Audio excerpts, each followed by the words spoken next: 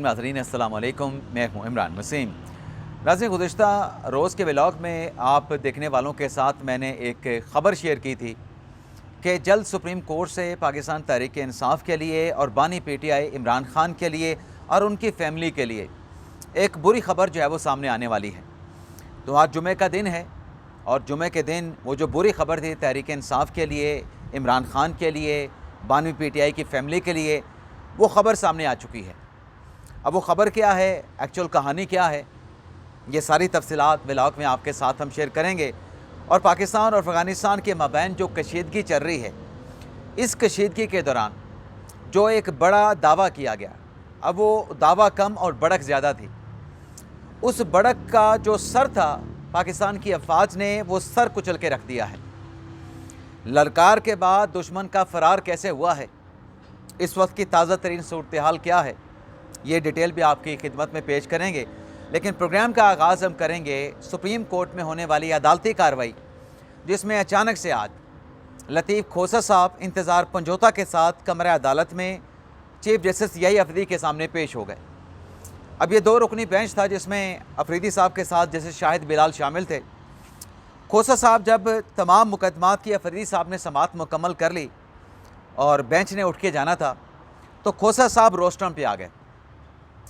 खोसा साहब ने chief justice से दरख्वास्त की कि हमारा जो मुकदमा है उसे समाअत के लिए आप मुकर्रर कर दें, जिस पर चीफ जस्टिस याही अफरीदी ने जवाब दिया कि जिस दरख्वास्त की आप बात कर रहे हैं, जो दरख्वास्त आप चाहते हैं कि समाअत के लिए मुकर्रर कर दी जाए, उस दरख्वास्त पे रजिस्ट्रार ऑफिस के एतराज़ात लग चुके हैं। अफरीदी साहब ने कहा कि ना सिर्फ दरख्वास्त पे एतराज़ात लग चुके हैं, बल्कि दरख्वास्त के साथ एतराज़ात के साथ वो दरख्वास्त आपको वापस भी की जा चुकी है। और जिस केस में आप वो दरख्वास्त दायर कर रहे हैं, वो ता हुक्म सानी ऑर्डर किया जा चुका है, जुडिशल हुक्मनामा सामने आ चुका है कि वो ता हुक्म सानी जब तक इस्लामाबाद हाई कोर्ट फैसला न करे, सुप्रीम कोर्ट में वो दरख्वास्त ज़ेरे इल्तवा रहेगी।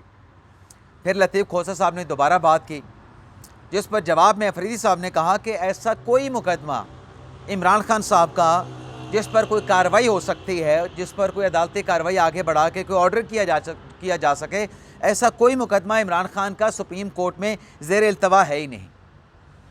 जिस पर लतीफ़ खोसा साहब ने अदालत से दरख्वास्त की कि वो जो आपने सैनड आई ता हुक्म सानी मुकदमा मतलब एडजर्न किया है, उसमें हमने जल्द समाअत की दरख्वास्त दायर की है और आपने इमरान खान के इलाज का हुक्म भी दिया था।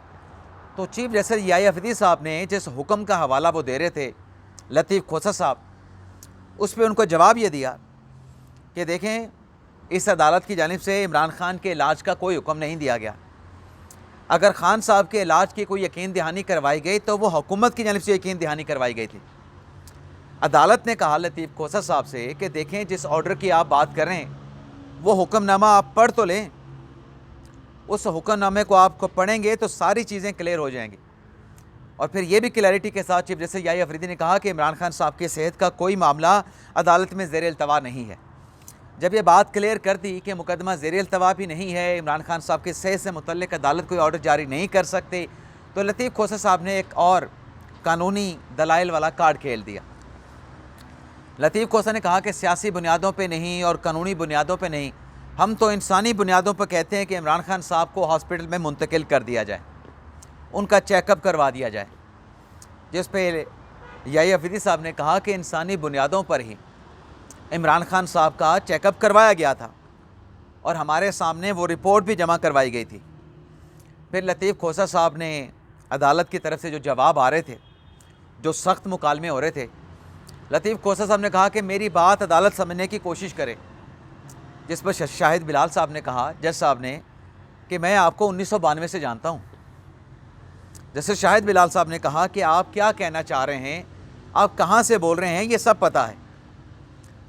फिर अफरीदी साहब के सामने इल्तजा की जनाब लतीफ़ खोसा साहब ने, जिस पर फिर याही अफरीदी साहब ने यह जवाब दिया कि देखें, आप सीनियर वकील हैं, आपको तरीक़ाकार का पता है, मुकदमा कैसे फ़ाइल होता है, दरख्वास्त समाअत के लिए फ़िक्स कैसे कराई जाती है, आप सीनियर वकील होने के नाते आपको ये सब बातें पता होनी चाहिए। यानी चीफ साहब उनसे ये कह रहे थे कि आप रजिस्ट्रार साहब के पास चले जाएं, उनसे जाके बात कर लें। उसके बाद जजेस भी उठ के चले गए। लतीफ़ खोसा साहब भी इंतज़ार पंजोता के साथ कमरा अदालत से बाहर आ गए। इतनी देर में सलमान अकबर राजा साहब भी एक और केस में मसरूफ़ थे। बलूचिस्तान की कौमी असम्बली का मुकदमा था, इलेक्शन पटिशन थी, उससे फ़ारिग हो गए। 12 बजे उन्होंने यहाँ पे मीडिया के साथ गुफ्तगू की। लेकिन इस दौरान जो मैंने कल आपके साथ ख़बर शेयर की थी कि जो तहरीक इंसाफ वालों ने सुप्रीम कोर्ट के सामने धरना दे के सुप्रीम कोर्ट पे चीफ जस्टिस पे दबाव बढ़ाने की जो एक हिकमत अमली, जो सियासी खेल खेला जा रहा है, या जो सियासी चाल चली जा रही है, या जो सियासी कार्ड खेला जा रहा है, ये सिर्फ आप लोगों की आसानी के लिए मैंने 3 से 4 मरतबा बताया। तो ये खेल इनको फ़ायदा नहीं देगा, इनका नुकसान होगा, क्योंकि चीफ जस्टिस याहिया अफरीदी साहब ने ऑलरेडी सुप्रीम कोर्ट में खान साहब के मुकदमात की समाअत करते हुए तहरीक इंसाफ को बहुत बड़ा रिलीफ दिया था।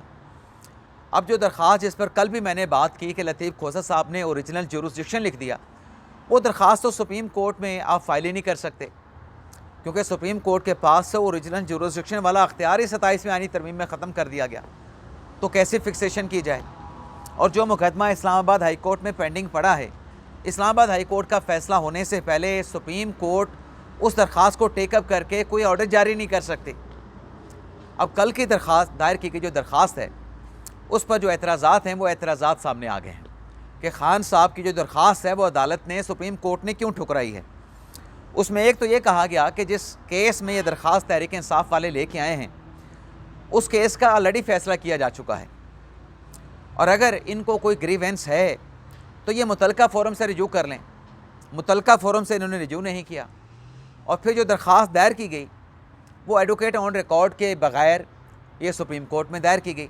तो ये एतराज़ात लगा के इस दरख्वास्त को वापस कर दिया गया। लेकिन इसके साथ साथ एक डेवलपमेंट और भी हुई है।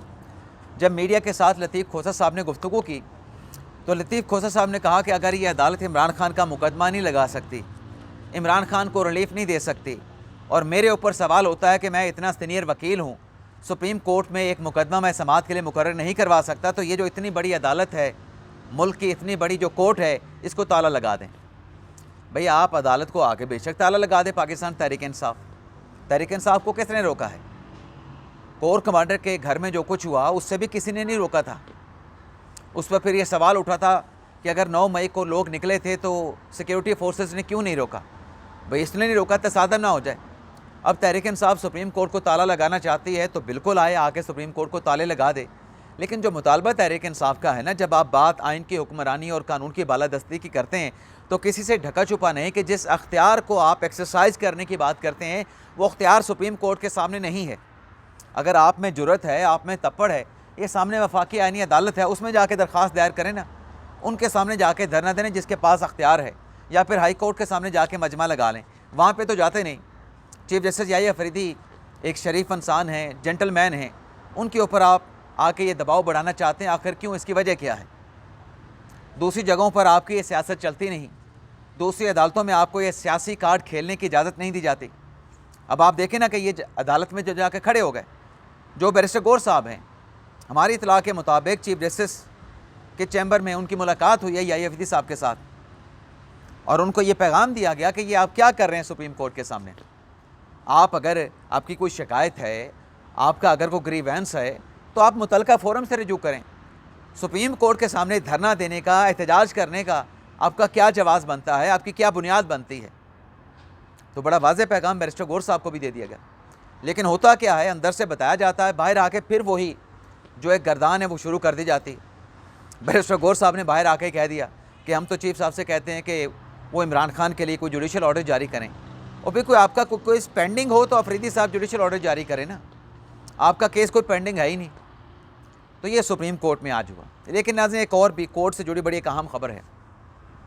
ईमान ज़ैनब हज़ारी और हादी अली चट्टा, जिन्हें मुतनाज़र ट्वीट्स के ऊपर कन्विक्ट किया गया 17 साल के लिए, 7 करोड़ 20 करोड़ का दोनों को एक साथ जुर्माना किया गया। अब इस फैसले के ख़िलाफ़ जो अपीलें हैं वो इस्लामाबाद हाई कोर्ट में समाअत के लिए फ़िक्स हुई, और इन अपीलों पर जब कार्रवाई चल रही थी तो सरकार की जानिब से जो जज साहब थे, जस्टिस मोहम्मद आसिफ साहब, उनके सामने ये दलील रखी गई कि जस्टिस मोहम्मद आसिफ साहब ये मुकदमा ना सुने, बल्कि इस केस को जस्टिस आज़म खान साहब के बेंच में ट्रांसफ़र कर दिया जाए। इसकी बुनियाद उन्होंने ये बताई, सरकार के वकील ने, प्रोसिक्यूटर ने, कि इसी नोयत के मुकदमात जो अपीलें ईमान की हैं, हादी अली चट्टा की हैं, जस्टिस आज़म खान साहब की अदालत में यही नोयत का, इसी नोयत का मुकदमा ज़ेर समाअत है, बल्कि पूरा बंच वहाँ पर लगा हुआ है। तो रियासत अली एजाज़ साहब, जब सरकारी वकील ने यह बात की तो ईमान और हादी के वकील रियासत अली आज़ाद ने मुखालफत कर दी कि ये सरकारी वकील जो मुकदमे को आसिफ साहब की अदालत से आज़म खान साहब की अदालत में ट्रांसफ़र करने की बात कर रहे हैं, हम इसकी भरपूर मुखालफत करते हैं। रियासत अली आज़ाद साहब ने कहा कि यह मुकदमा जस्टिस आज़म साहब की अदालत में ही सुना जाए, रियासत जज साहब पे कैसे एतराज़ कर सकती है। अब ये जो रियासत अली आज़ाद साहब हैं जिन्होंने अदालत में ये भी कहा कि हमें इस अदालत पे जस्टिस मोहम्मद आसिफ साहब पे मुकम्मल एतमाद है, हम सिर्फ इतना चाहते हैं कि आप इस मुकदमे की आज की अदालती कार्रवाई को बेशक एडजर्न कर दें, लेकिन ईद से पहले कि आप कोई तारीख़ दे दें, ईद उल फितर आने से पहले कोई आप इस केस की तारीख़ दे दें, ये हमारे लिए बहुत बड़ा रिलीफ होगा।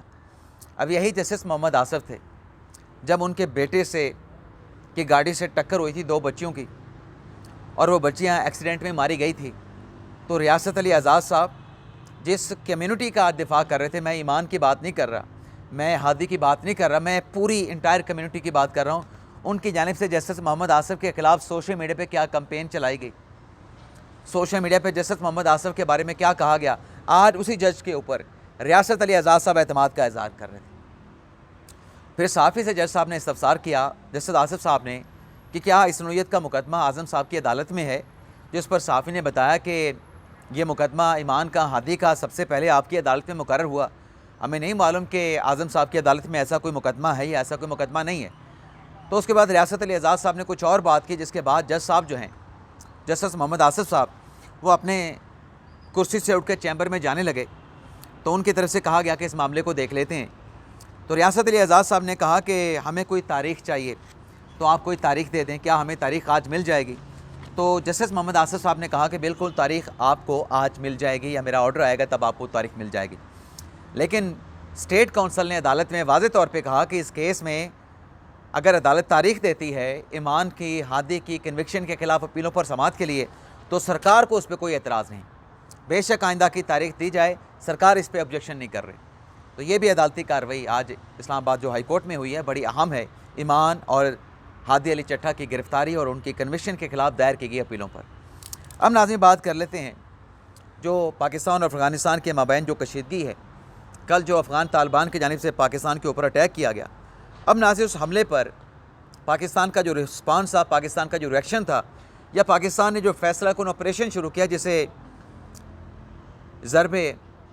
ज़रबुल हक का नाम दिया गया, अब मैं शायद नाम के हवाले से आपको गलत बता रहा हूँ जी, ऑपरेशन ज़रबुल हक, ये ऑपरेशन का नाम रखा गया। अब पाकिस्तान ने जो मुँह तोड़ जवाब दिया, उसके बाद अफ़गान जो तालिबान थे वो अपनी चौकियों को छोड़ के भाग गए, अपनी चौकियों पे उन्होंने सफ़ेद झंडे लहरा दिए। पाकिस्तान ने जिन चौकियों के ऊपर जाके कब्ज़ा किया उन पे जाके अपना झंडा लहरा दिया, ये सारी वीडियोज़ आ चुकी हैं।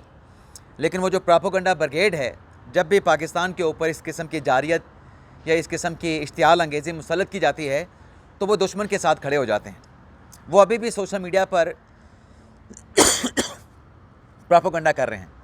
लेकिन इस कशीदगी से मुतल्लिक DG ISPR lieutenant general Ahmed Sharif साहब आज बड़ी अहम प्रेस कॉन्फ्रेंस करने जा रहे हैं, जिसमें तमाम जो हक़ाइक़ हैं वो पाकिस्तान के अवाम, पाकिस्तान के पब्लिक के सामने रखे जाएंगे। लेकिन आज वो अफ़गान तालिबान कमांडर जिसकी जानिब से दावा किया गया था जो पाकिस्तान है 24 घंटों के अंदर पाकिस्तान पे जो है वो कब्ज़ा जमा लिया जाएगा। अब ये थे तालिबान कमांडर अब्दुल हमीद खरासानी, जिन्होंने 24 घंटों में पूरे पाकिस्तान पे कब्ज़ा करने की बड़क मारी थी। अब हुआ क्या कि 24 घंटों की बड़क अपनी जगह पे 24 मिनट भी पाक फ़ौज के सिर्फ एक जवान के सामने ये जो तालिबान कमांडर था अब्दुल रहीम खरासानी, ये टिक नहीं सका और इसको जहन्नम वासिल कर दिया गया।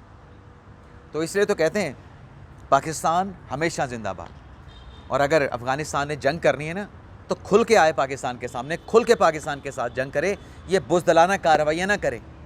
पाकिस्तान को ये ना बताया जाए कि जो भारतीय प्रॉक्सीज़ के सुसाइड अटैकर पाकिस्तान में मौजूद हैं, पाकिस्तान को इन बातों से ना डराया जाए, खुद कुछ हमलों से ना डराया जाए। पाकिस्तान को पता है, आप जब ये बात करते हैं आप पाकिस्तान के मौक़िफ़ की तायीद कर रहे होते हैं कि अफ़गानिस्तान की सॉइल पाकिस्तान के ख़िलाफ़ इस्तेमाल होती है। दुनिया के ममालिक की, अफ़गान मुत्तहिदा की, यूरोपीय यूनियन की अफ़गानिस्तान के ख़िलाफ़ रिपोर्ट मौजूद है। तो पाकिस्तान ने खूब जवाब दिया है और कैसे दुश्मन का सर कुचल के रख दिया है। DG ISPR 4 बजे और ये तमाम तफ़सीलात बताने जा रहे हैं।